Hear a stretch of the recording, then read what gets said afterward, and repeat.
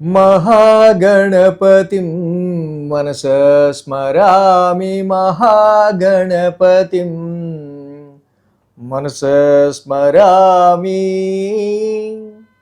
TR creations family అందరికీ నా హృదయపూర్వక ధన్యవాదాలు. సో అలాగే ఈ యొక్క వారం 18వ తారీఖు నుంచి 24వ తారీఖు వరకు కూడా ద్వాదశ రాశుల వారికి సంబంధించి రాశి ఫలాలు ఏ విధంగా ఉన్నాయి ఏంటనేది చూద్దాం. సో మనం చూసినట్టయితే కనుక ఈ యొక్క జనవరి మాసం కొత్త సంవత్సరంలో 3వ వారంలో గ్రహాల యొక్క గోచారం చూస్తే కనుక రవి, కుజ, బుధ, శుక్రులు గత వారమే ఒక్కొక్క గ్రహంగా మాస గ్రహాలన్నీ కూడా మకర రాశిలోకి రావడం అనేది మనం గమనించవచ్చు. మీన రాశిలో శని యొక్క సంచారం జరుగుతూ ఉంది. అలాగే మిథున రాశిలో గురుడి యొక్క రెట్రగ్రేషన్ జరుగుతూ ఉంది. సింహరాశిలో కేతు యొక్క సంచారం జరుగుతూ ఉంది.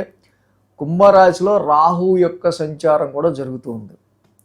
సో ఈ విధమైన గ్రహస్థితి ఆధారంగా చంద్రుని యొక్క గమనం కూడా చూసినట్టయితే ధనస్సు, మకర, కుంభ, మీన రాశుల మీదుగా చంద్రుని యొక్క గ్రహచారం కూడా ఉంది ఇక్కడ.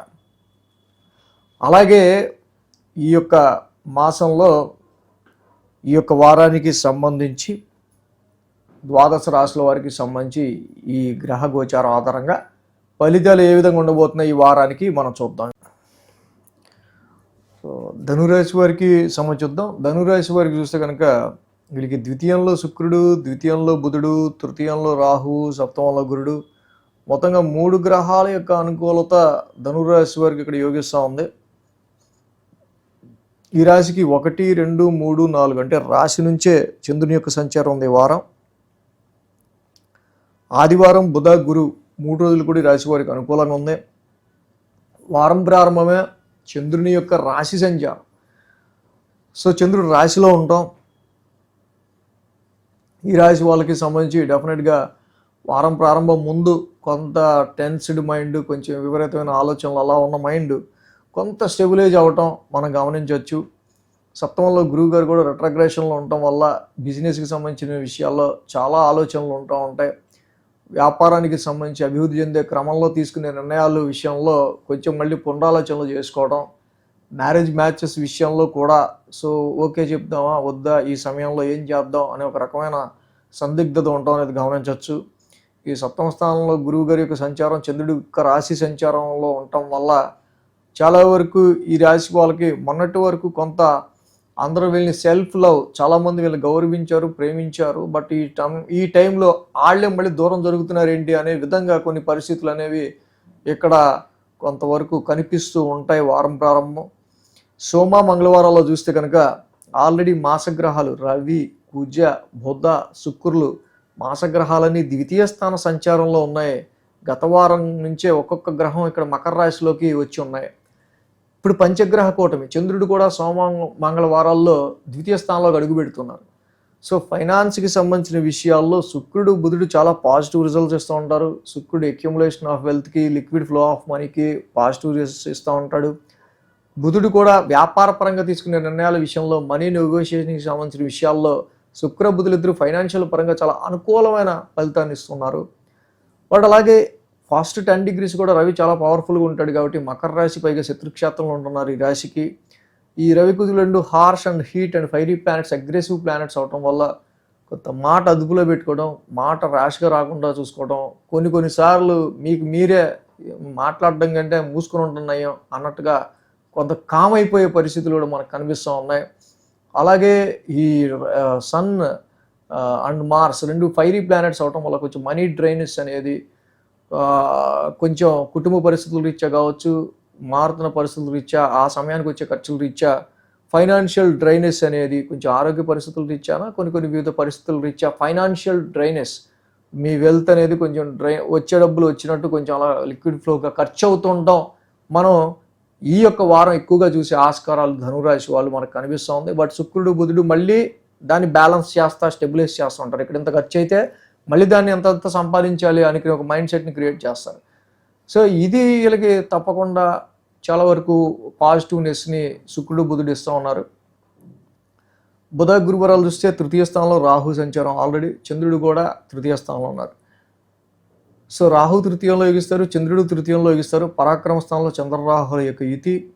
So lot of communication, writings and short journeys కూడా ఈ బుధ గురువారాల్లో ఉండే ఆస్కారాలు మనకి ఎక్కువగా కనిపిస్తూ ఉన్నాయి.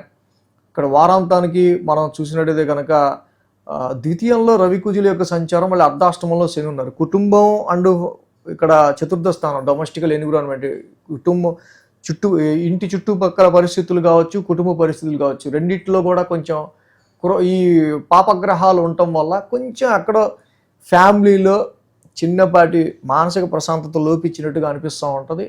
అది డొమెస్టికల్గా కూడా గృహపరమైన విషయాల్లోనూ, ఇంటికి సంబంధించి తీసుకునే నిర్ణయాల్లో, వాహనాలకి సంబంధించి ఎక్కడ కొంచెం మీకు కొంచెం అన్కంఫర్ట్ అనేది ఎక్కువగా కనిపించే ఆస్కారాలు ఈ రాశి వాళ్ళకి కనిపిస్తున్నాయి. మదర్ హెల్త్ కావచ్చు, కుటుంబ పరిస్థితుల రీత్యా కొంచెం చిన్నపాటి ఇష్యూస్ కావచ్చు, చిన్నపాటి సమస్యలు ఇక్కడ ఈ రవి కుజుల వల్ల ఏర్పడుతూ ఉంటాయి. సో మెయిన్గా ఈ రాశి వాళ్ళకి సంబంధించి మొత్తం చూస్తే పంచగ్రహ కూటమి, ఫిఫ్త్ హౌస్, ఇక్కడ 5 గ్రహాలు కూడా ధనస్థానం మీద వీటి ఎఫెక్ట్ చూపిస్తున్నాయి. కాబట్టి మనీ, ఫైనాన్స్ అండ్ ఫ్యామిలీ అనేది బిగ్ టాస్క్ అనేది ఈ వారం మనకి కనిపిస్తూ ఉంది. కాబట్టి ఈ రెండింటికి సంబంధించిన విషయాలని కొంచెం లైనప్ చేసుకోవటం, ప్లానింగ్ చేసుకోవటం చాలా మంచిదిగా ఈ వారం మనకు కనిపిస్తూ ఉంది.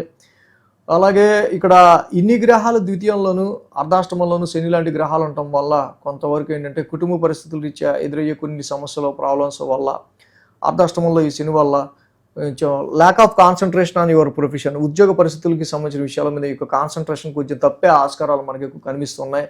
Because you more concentration on your family and domestical issues. So కాబట్టి ఇక్కడ ఉద్యోగ పరిస్థితుల్లో కొంచెం మీకున్న క్రెడిబిలిటీ, మీకున్న మంచి పేరు అదే ఈ సమయంలో మీకు మిమ్మల్ని కొంచెం పాజిటివ్నెస్ చేయాలి. కాబట్టి ఈ సమయంలో ఉద్యోగ పరిస్థితుల్లో ఎవరితో కూడా మనం కీచులాడుకోకుండా, గొడవ పెట్టుకోకుండా, ఎప్పుడైనా సెలవు కావాలన్నా మన చుట్టుపక్కల వాళ్ళని కొంచెం అడిగి తీసుకునే విధంగా, వాళ్ళు మనకి కోఆపరేట్ చేసే విధంగా మనల్ని కొంచెం ట్యూన్ చేసుకోవడం అనేది ఈ సమయంలో మంచిది. అది గుర్తుపెట్టుకోవాల్సిన విషయం. సో కాబట్టి ఈ ధనురాశి వాళ్ళకి మెయిన్ రవి కుజుల యొక్క సంచారం ఏదైతే మనం చెప్పుకున్నామో, అర్ధాష్టమంలో శని యొక్క సంచారం ఏదైతే చెప్పుకున్నామో, ఈ రెండు కూడా కొంచెం అటు ఫైనాన్షియల్ పరంగా, ఫ్యామిలీ పరంగా కొంచెం మనకి ఇబ్బంది కలిగిస్తూ ఉన్నాయి. కాబట్టి జపా కుసుమ సంకాసం, ధరణీ గర్భ సంభూతం, వాక్స్థానంలో ఉన్న రవి కుజులకి చదువుకోవటం, అలాగే శనికి కూడా నీలాంజన సమావాసం చదువుకుంటూ ప్రతి శనివారం శనికి తైలాభిషేకం చేయడం కూడా ఈ రాశి వాళ్ళకి చాలా మంచిది ఈ వారం. ఈ వీడియో కనుక మీకు నచ్చినట్లయితే లైక్ చేయండి, షేర్ చేయండి. మరిన్ని అప్డేట్స్ కోసం సబ్స్క్రైబ్ చేయడం మాత్రం మర్చిపోకండి.